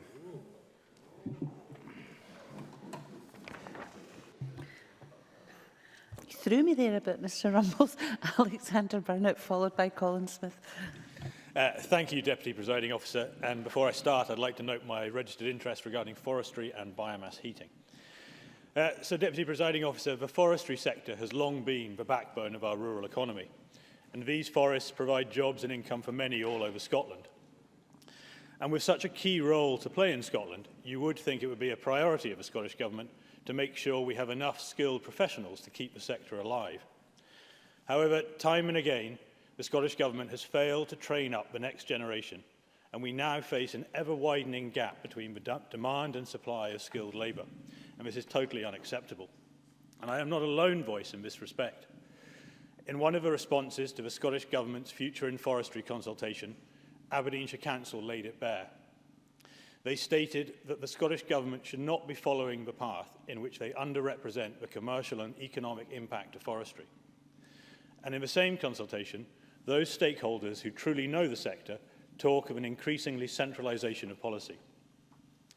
And unfortunately, at the risk of a forestry ramble with Mr Stevenson. Stuart Stevenson. I wonder if the member can tell us the number of forestry students at Aberdeen University in 1970 and in 1974 when the Tories left power. I just give a hint. They halved. Alexander Burnett. I can't comment on his contemporaries, which I'm sure probably that was referring to. However, we will be talking about how many forestry students there are in Scotland in the current day, which I think is more important. So unfortunately, forestry is just the latest addition to the central government grab, whether it's policing, education, fire services, council funding, health boards, the Highlands and Islands enterprise, and now forestry. It is no wonder that we have an ever-widening gap between activity on the ground and those who make the decisions. It is no wonder we have a central government that can't hear the need for more skills and labour. And it is no wonder that we have a forestry sector increasingly in despair over how they will lose forestry expertise into a morph of bureaucracy covering all land issues. The jack of all trades, but master of none. So it is no good further centralising forestry management. And such a solution has led us to the chronic problem we have today. So it will come as no surprise to the Cabinet Secretary that Scottish students enrolling in forestry at university has now decreased by a staggering 43% since 2003. The number of students studying forestry at the University of Edinburgh is now near zero, while Aberdeen University has had to merge its once renowned forestry department. And the lack of interest is of no surprise when the route of being a forestry expert or chartered forester in a standalone forestry commission is to disappear. So we need to take a proactive approach to getting the next generation excited in Scotland's forests. And nobody knows how to do this better than local communities, and dare I say it, businesses operating in the forestry sector. And that's why regularly tours are organised by local schools to visit my biomass facility in Banchory. And I know I'd disappoint Miss Martin if I didn't mention an interest of mine. Now, Aboyne and Banchory Academy students are taken round the facility and have to find answers relating to their fuel topics in the curriculum. And pupils and teachers leave with a much greater understanding of the workings and economics of biomass and the timber supply operations. Now, I cannot guarantee that these children will go into the forestry sector, but they will now have an understanding of what the sector can offer them. If, however, this Parliament wants to represent all of Scotland, then it needs to listen to those who make our economy function. We hear stories from forestry companies of having to go to other sectors, persuading their employees to retrain. So how did we get to this state of affairs? The fact of the matter is that Scottish Government should have been planning for this. This is not some flash-in-the-pan issue. This is a subject in a sector that can plan by the decade, and this government has had nearly a decade of failing to understand it. They knew we had a massive skills gap, and they chose to ignore it. So I asked the Cabinet Secretary, why not break the habit of a lifetime and listen to our forestry experts? Thank you. Colin Smith, followed by Gillian Martin. Thank you, Presiding Officer. Can I refer members to my register of interest as a local councillor in Dumfries and Galloway? I'm sure members will forgive me if I'm somewhat parochial in my contribution in today's debate, but my home region of Dumfries and Galloway has one of the highest concentrations of forestry in the UK, with 31% of the land covered with woods and forests, exceeding the Scottish average of 18% referred to by the Cabinet Secretary earlier. The 211,000 hectares range from the great spruce forests of Galloway and Estill through the traditional estate forests, such as those of the Buccleuch estates, to the small native and farm woodlands that are so important to the beautiful landscape of the region. Not surprisingly, Dumfries and Galloway is a major timber producing area, harvesting some 30% of Scotland's homegrown timber annually. As a result, it's home to some of the top sawmills in Britain, such as BSW in Dalbeattie and James Jones and Sons near Lockerbie, as well as a number of smaller mills, all processing local timber. The region is also home to Scotland's largest biomass power station near Lockerbie, which burns around 475,000 tonnes of wood per year, displacing up to 140,000 tonnes of greenhouse gases. We have many local engineering companies that design and build forestry and timber transport machinery, supporting the industry locally, but also selling equipment across the world. And we have some of the largest forestry plant and equipment suppliers in the UK. Unlike many other parts of Scotland, the majority of the timber grown in Dumfries and Galloway is processed within the area, reducing our carbon emissions, supporting a low-carbon economy, and crucially retaining and creating badly needed local employment. The timber industry is unquestionably one of the most important employers within the region, with more than 3,000 jobs across all sectors, many within some of the most remote rural areas. With timber production continuing to increase as post-war forests reach maturity, there is a potential for more employment opportunities, growth which is almost unique for industries in a rural economy. But with those growth opportunities also come a number of challenges which I want to touch on briefly. The first challenge, of course, is ensuring that there is sufficient planting to support the expansion of the industry. We know we have a relatively healthy timber supply until the late 2030s, but then there is a projected drop-off. That's why I very much support the Government's new target to plant 15,000 hectares of new forestry each year by 2025. However, the reality is the Government has no choice but to expand beyond its original 10,000 hectares annual target if it's to meet the aim of 100,000 hectares of planting by 2022, because past targets have, as the Cabinet Secretary readily acknowledges, been missed in the past. A lack of local or regional targets in a national strategy and a past forestry grant scheme that was seen as slow and bureaucratic has resulted in those targets being missed. The sudden rise also of onshore wind farm developments in recent years in many areas also led to a loss of existing and proposed woodland. So a great deal of work does need to be done to deliver on the Government's targets, and I very much welcome the McKinnon report, which offers a number of very positive and sensible ways forward to remove the barriers to planting. But of course, we don't just need to plant and grow the trees, we need to harvest them and remove them, and that's the next challenge I want to touch on.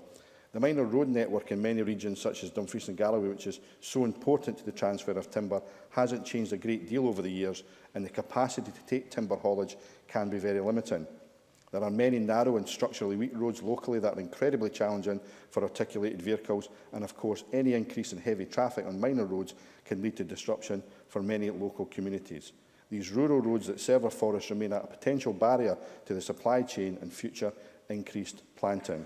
That's why the Strategic Timber Transport Fund in Scotland has been vital since it was established over a decade ago, distributing some £25 million to 119 projects throughout Scotland with a total value of some £55 million. I can think of many projects across Dumfries and Galloway, such as the Estill bypass, that have benefited from that fund, and I hope the Government will continue the fund, but I'd also urge the Cabinet Secretary to look at the level of intervention. At present, projects are generally supported to a maximum of 50% of eligible costs, with local government or private industry having to meet the remaining 50%. Now, given the current pressures on council budgets, I'd hope the government will consider at least an 80% intervention level, or in some exceptional cases, full funding. 80% is already the level of intervention when it comes to projects which have exceptional environmental, community and social benefits, and is a level the government provides for major flood prevention schemes. Increasing the intervention level of the fund at a time when councils are facing cuts is more likely to ensure bids come forward and the fund is fully utilised. The final challenge I want to touch on is the completion of devolution of forestry. I accept that incorporating the management of the forestry estate into the Scottish Government does provide a framework for an integrated land management unit, allowing for a more holistic overview of the management of the forest estate.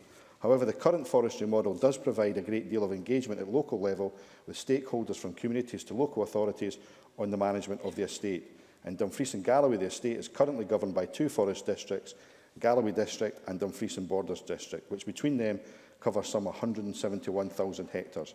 The current arrangements, in addition to the production role, have played a crucial part in developing the wider health and recreational benefits of forests in Dumfries and Galloway, from the development of the Seven Stains cycling project to the Scottish Dark Skies Observatory within Galloway Forest Park, a park which attracts some 1.1 million visitors a year.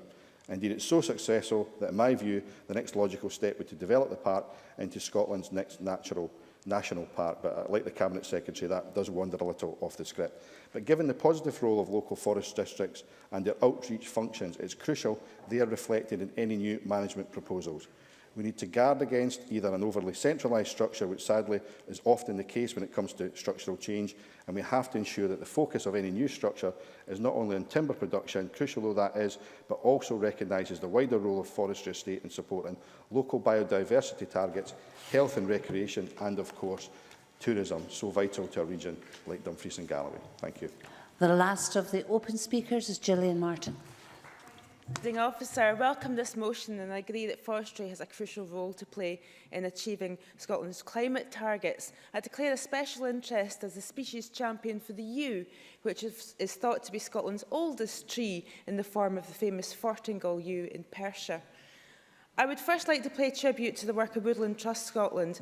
The Trust owns and manages over 60 sites across over 11,000 hectares in Scotland, including Den Wood near Old Meldrum in my constituency, where I met some of their representatives to discuss the work that they do.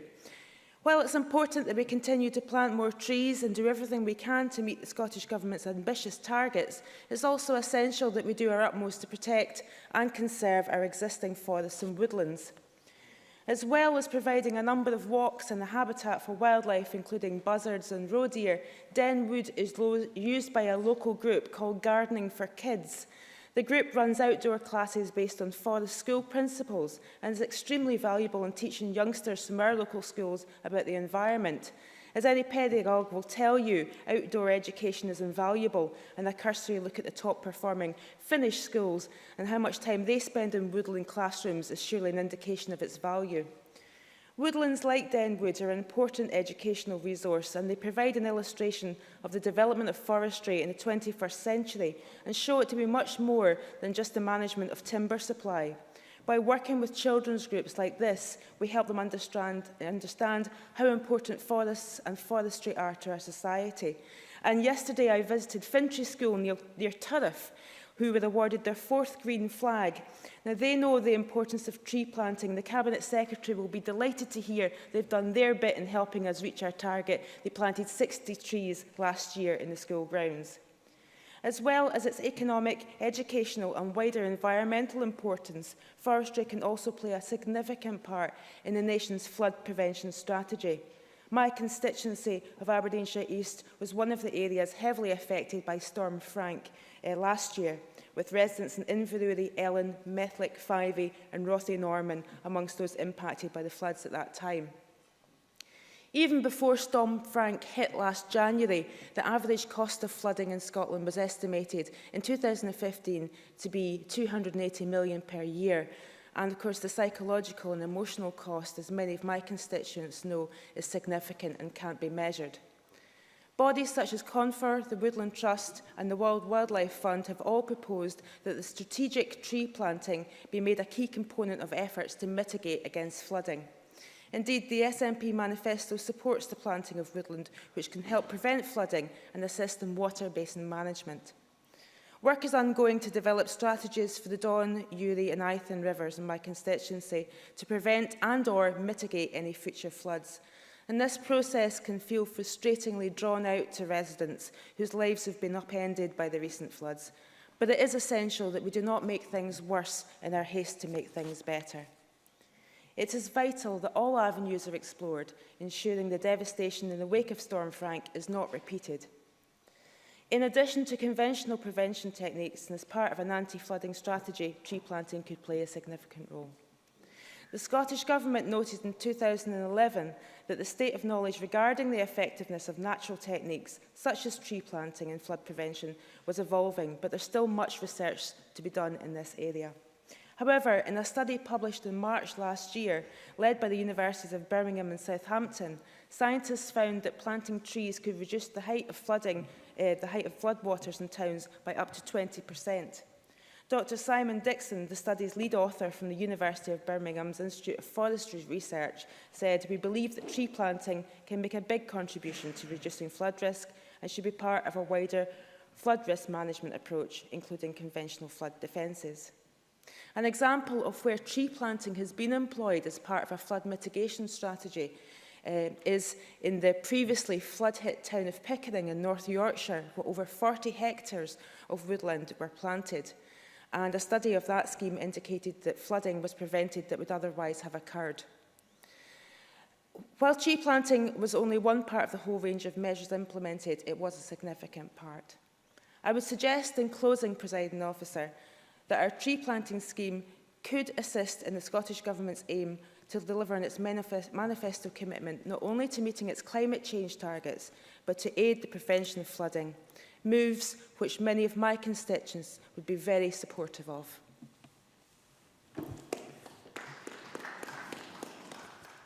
Thank you. We now come to closing speeches, and I call on Andy Whiteman to wind up for the Green Party.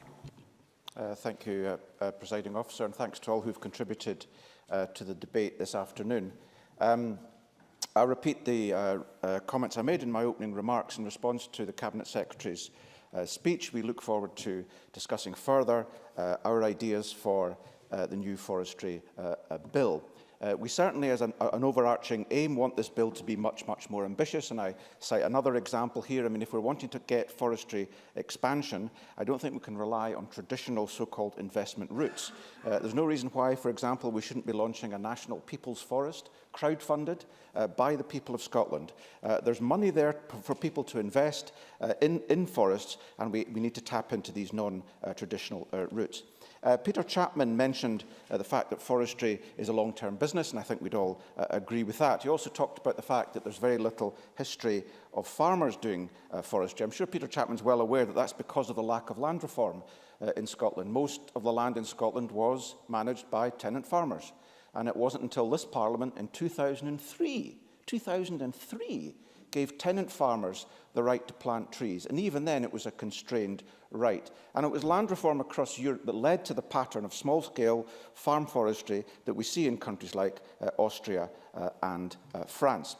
And nevertheless, we will be supporting the Conservative amendment this evening. Rhoda Grant talked about the importance of getting timber to market, and we agree, but too often in our view, timber is taken to markets far too far away. In 2012, I well remember the previous Cabinet Secretary, Environment Minister, Peter Wheelhouse, who launched a £3 million pier built on the island of Mull. This was to take timber away from Mull to distant markets. We don't agree that that is a good use of public money. We think that the forest economy of Mull should be developed on Mull, as other European countries do. For example, a number of years ago, I visited a commune in Norway, which was a very similar size to Mull and had a very similar forest cover. It has 2 sawmills on the island, and it's also got a very, very large prefabricated timber house building project. They export high-value products, and that's what places like Mull should do. No minister in Norway would stand up and be proud of spending £3 million to export raw materials from the Norwegian countryside. Emma Harper talked about investors, the importance of investors, and Scotland being open for business. But who are these investors? I despair at her lack of curiosity. I could sit down with her and talk about the people who own the forests in Dumfries and Galloway, many of them absentees, many in offshore tax havens. There's one Russian oligarch. These large areas of forestry plantations are surrounded by locked gates, and there's no community benefit.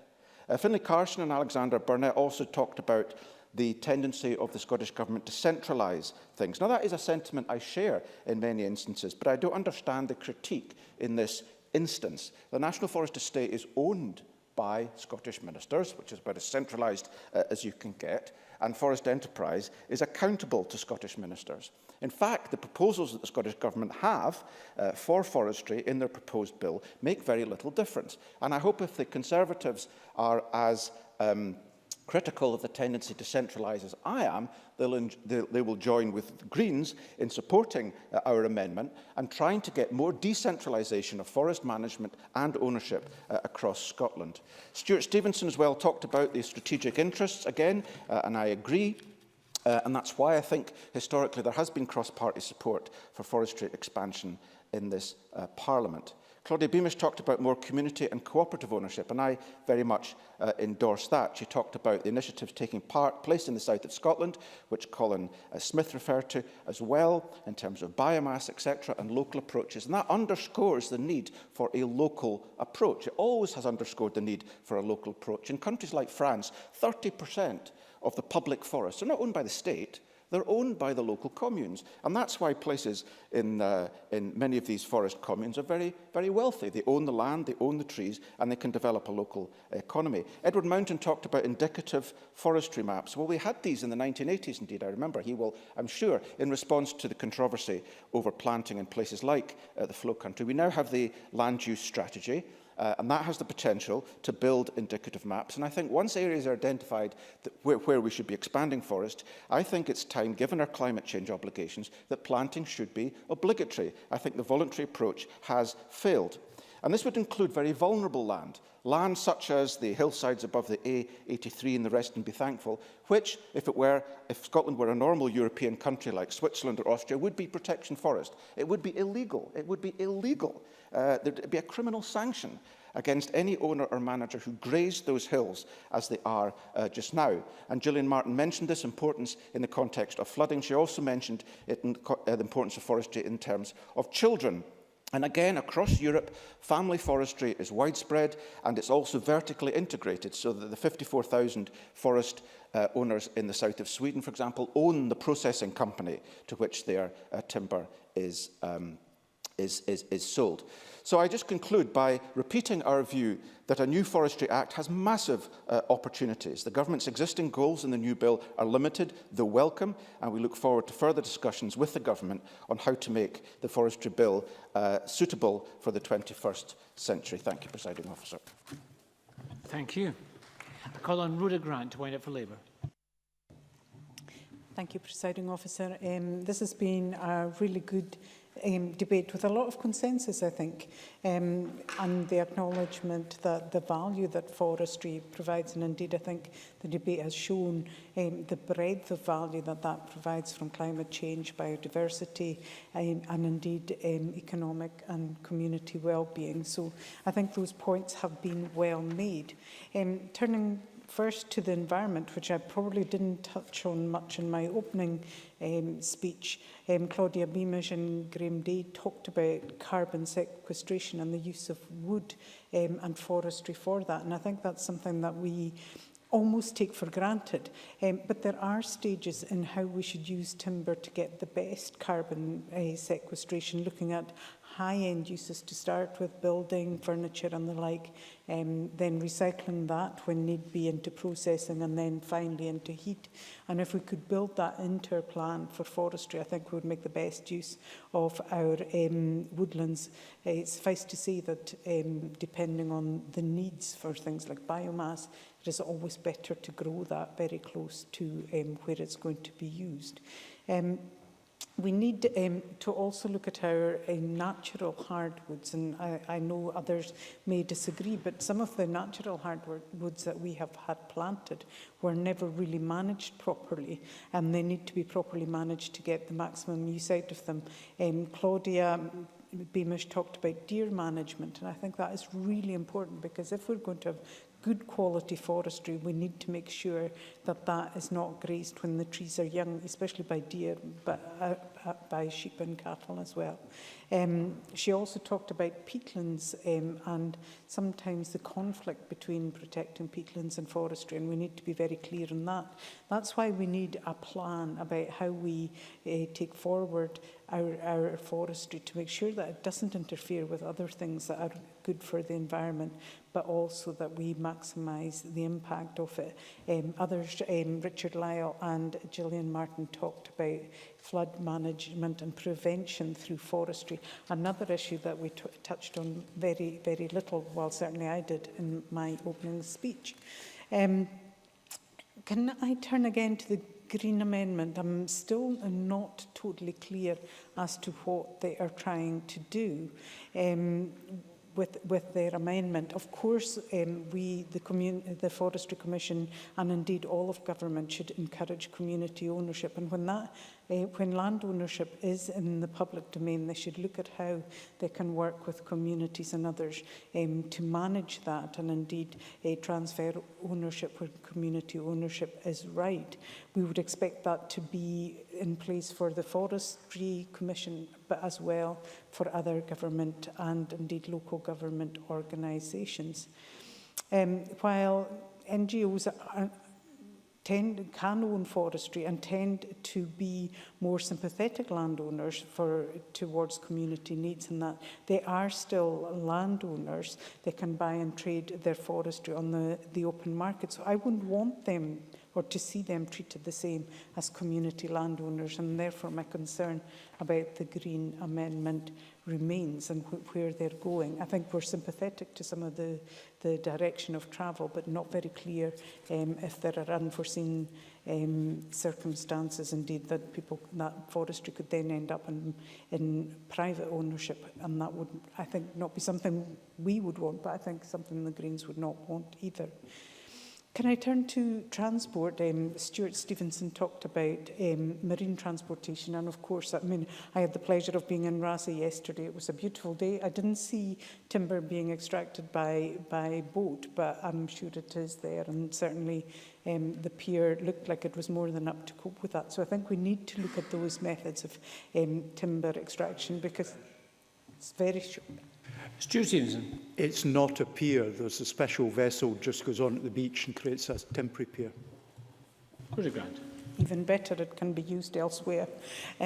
Colin Smith talked about narrow and weak roads in rural areas, and I think he's absolutely right. He made a plea about the Strategic Timber Transport Fund, and I think funds like that do help local communities and indeed local government put in place methods of timber extraction, and I very much hope that the government will look at what he said, I think, constructively, and see how they can help promote this scheme with local government and indeed others. And I absolutely agree with Andy Whiteman when he talked about transportation of timber. Yes, of course, where possible, we should have timber grown close to where it's being used. But if we're going to use it properly, that's not always possible, because some of the needs for timber are within our urban areas, where the best land for growing timber is often in our rural areas. We talked about planting, and I think there was great agreement that we needed a lot more planting, and that should be encouraged, and maybe the funding that follows planting could also dictate where that planting happens, so that it happens in the best possible areas. Alexander Burnett talked about skills, and of course there's a need to ensure that we have the right skills in place. We also need to address the gender gap in forestry, encouraging women to become involved. It's a perfect career path for women, and we need to make sure that they find that accessible as well. It's been a good debate, and I welcome the Cabinet Secretary's commitment to listen at this debate and indeed as the bill goes forward through the Parliament. And I look forward to many more discussions about forestry and how we can make that bill work for all of Scotland. Thank you very much. And I'll call on Maurice Golden to wind up for the Conservative Party. Thank you, Presiding Officer. Along with the majestic mountains, cragged coasts and rolling hills, forests are one of the iconic images of Scotland's natural beauty. Not only are they rich, biodiverse habitats, they act as a huge carbon sink, provide us with the raw materials and help to support 25,000 jobs, as well as contribute $1 billion to our economy. Truly, our forests are something to be cherished. This was a point well made by Finlay Carson, who flagged how important the sector is to his constituency, as did Colin Smith.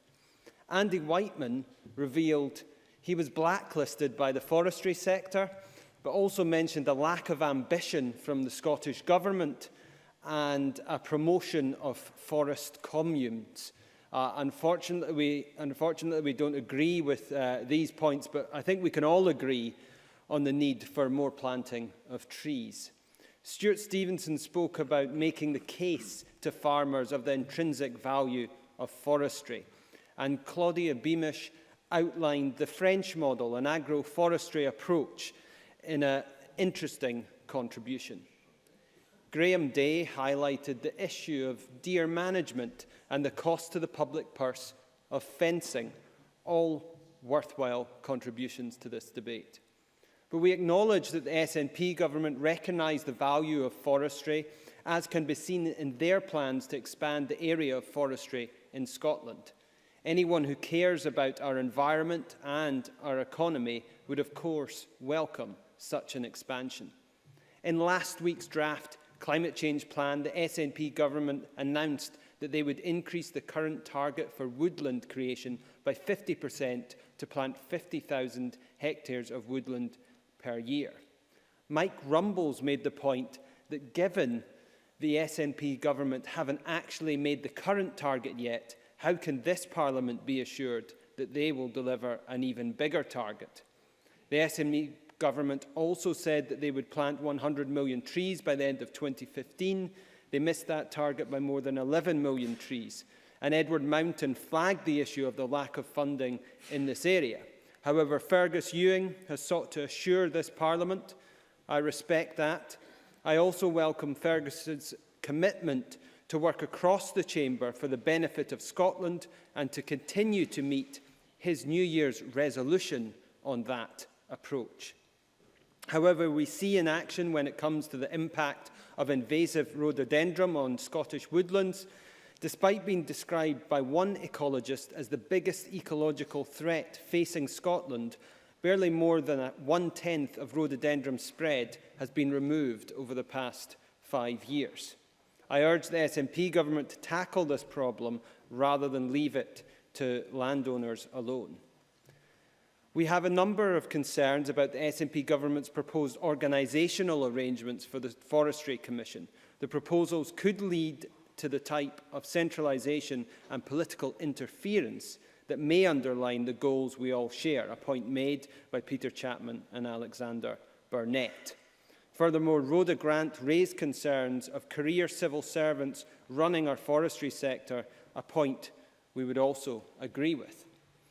On the other hand, there are occasions where central leadership is required. The biorefinery roadmap for Scotland was also launched in January 2015, to much fanfare, and quite right too, because this sector is in dire need of leadership. Overall, that means a more active role for government, not stepping back but stepping up, to back business and ensure more people in all corners of this country share in the benefits of its success. This approach is similar to the modern industrial strategy recently launched by the UK government, which will make Britain and Scotland, with Scottish government support, stronger, fairer, and more successful than it is today. Biorefining means the integrated production of materials, chemicals, fuels and energy from biomass. Timber value chain co-products such as tree stumps, brash and thinnings, as well as residues, could provide a valuable feedstock for a biorefinery. The first stage of feedstock analysis has been beset with delays, but with 2017 the year outlined in the roadmap for feasibility studies on the three main feedstocks, following on from technical appraisals, in order to build a compelling case for a biorefinery construction in Scotland, it is not too late for the roadmap. I would urge the Cabinet Secretary to ensure that this roadmap is delivered on time. Forestry represents a massive opportunity to deliver positive economic and environmental impacts for Scotland. Scottish forestry needs a government that will show leadership and recognise what we can do better. A government that supports stakeholders, not one that walks away from problems, and most of all, a government that puts results before rhetoric. I urge the Chamber to support the amendment in the name of Peter Chapman. Thank you very much. And I call on the Cabinet Secretary, Fergus Ewing, to wind up the debate.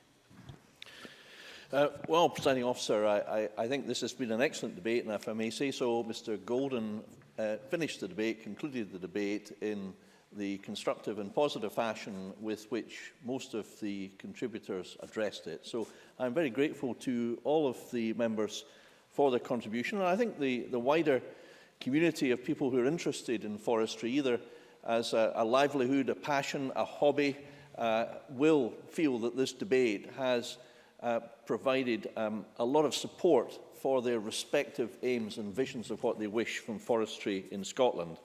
I do want to try to address many of the points that have been made in the debate. Should I fail to do so and it's impossible to address all in 8 minutes, then if members are particularly keen that I do that, then please write to me. And I repeat the offer that I made exclusively to the Greens, that if members wish to meet with me and discuss these matters as we go forward, particularly with the Forestry Bill, then my door is open, and I'm very keen to have discussions so that we can iron out potential areas of disagreement, as Mr Rumbles, I think, very kindly mentioned that we did in his remarks, because I think very often a bit of prior discussion enables us so to do, and also exchanges in the committee serve that purpose, as Mr Mountain indicated. I think there is a very important role for regional policy, as I think one of the Conservative members mentioned in his speech. I'm sorry, I can't remember which one, but we do strongly believe that there should be a regional approach, and the Scottish Local Authorities publication Forest and Woodland Strategies are used to identify suitable areas of woodland expansion. It's not for me to determine where those areas are. I mean, that would be inappropriately centralist. It is for those locally elected councillors working with their communities, community councillors, to do so.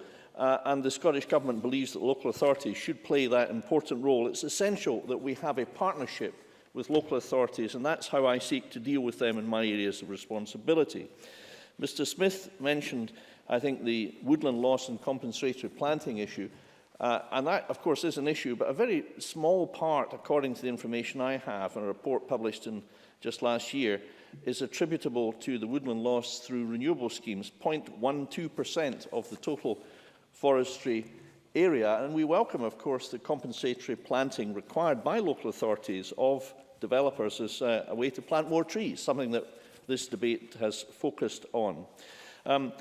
The timber transport issue is very important, and that was mentioned by, I think all the Labour speakers today, and Rhoda Grant majored on that. And the budget continues to support the timber transport scheme, which has provided nearly 25 million, Presiding Officer, since 2005 to 134 projects. And of course we want to work effectively with local government in order to maximise what we can do. Many speakers mentioned the importance of business, and in my own constituency, in fact, we live less than a kilometre away from BSW's Boative Garton mill, which I revisited again recently. And these are mills like that, and as was mentioned by Mr Mountain, Gordons and Jones, these are at the root of rural life and work in many parts of Scotland, in the Highlands and Islands and in the borders, Dumfries and Galloway, as has been mentioned by a great many speakers, including Emma Harper. And of course, the industry has pointed out that long-term forecasts for softwood production show a peak in the 2030s, followed by a trough. And this trough is now within the time frame for long-term loans. So the processing industry is concerned about the availability of future investment funding. And that's one of many reasons why we need to up our game in what Mr Rumbles rightly characterised, I think, in his contribution as a stepped increase. It can only be a stepped increase because capacity can't go from to double overnight in a year. I mean, nurseries take some time to increase their stock, as I learned when I visited Christie's Elite not so long ago, and the contractor capacity to actually do the work, reliant, I may say, on many migrant workers from the EU, presiding officer, who we hope will still be welcome in Scotland, is, of course, another factor why we can't go from here to 15,000 straight away. But I was pleased that members recognised that, as the information that Joe O'Hara provided, we are making progress there anent. Many members talked about the devolution of forestry, and I was pleased for the broad and principled support. Let me absolutely emphasise that in completing devolution, we want to ensure a number of things. Firstly, we will work with the UK in respect of disease and research, and that assurance was sought. It is freely given. Of course, we will continue to do that. Secondly, will it be accountable? Yes, of course. Our actions will be accountable to this Parliament, both to the committees and to individual members in their work. So I think it will bring a greater accountability. Thirdly, will it bring in a new era of centralism where I would play the role of the centralist in chief? Well, I have to say, presiding officer, I think I'm miscast for the role of a Scottish Strelnikov. I don't really see myself in that light, nor do I tend to apply for the part. We will work in partnership with local authorities and communities, because that is the way to do it. It's the correct way to do it. We are already engaging with industry. I've held 2 summits. I've met with NGOs. We will meet with the NGOs once again very shortly.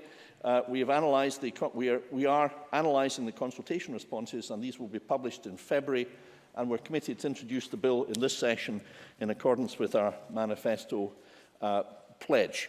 I recognise that we have not planted enough trees, and to do so we need a variety of things, and one of them, as Mr Burnett rightly said, is skills. And I'm very pleased the Forestry Commission has led by example, where 98 apprentices have gained employment with the Forestry Commission, and their graduate development programme has employed 15 graduates since 2007, and the Forestry College at Beloch does a great job in my own constituency, near Inverness, presiding officer, and will continue to do so. But he is right to raise the issue, because working together we have to do more, and we want to encourage more young people to pursue what I think will be a terrific career for many people. Let me mention also the excellent work that Jim McKinnon, CBE, carried out after being asked so to do by me in last summer. He visited a huge number of people. He gave freely of his time to a great extent. He produced a very valuable report. The Forestry Commission is about to publish a delivery plan. We will listen very carefully to the points that were made. I think if I may suggest that members might benefit from reading paragraph 61 at Sequitur, which talk about the role of the accredited specialist. I think it is an idea that's worthy of strong consideration. There are arguments against, but I think perhaps if a reading of those paragraphs would address some of the doubts which we have heard expressed and are perfectly understandable. Deer fencing is, of course, an essential tool in ensuring the successful establishment of new woodlands, and private forestry is likely to continue to rely principally on fences to protect woodland creation schemes. However, as was pointed out by Rhoda Grant, by Mr Whiteman, and certainly by Mr Day, who made some remarks about this, we do need to have robust deer management, and we need to work with bodies such as the Association of Deer Management in order to do that, and work in collaboration with everyone in order to find a way ahead. Mr Whiteman enlivened the debate with his contribution, I thought, and he made the novel suggestion that forestry should be made obligatory.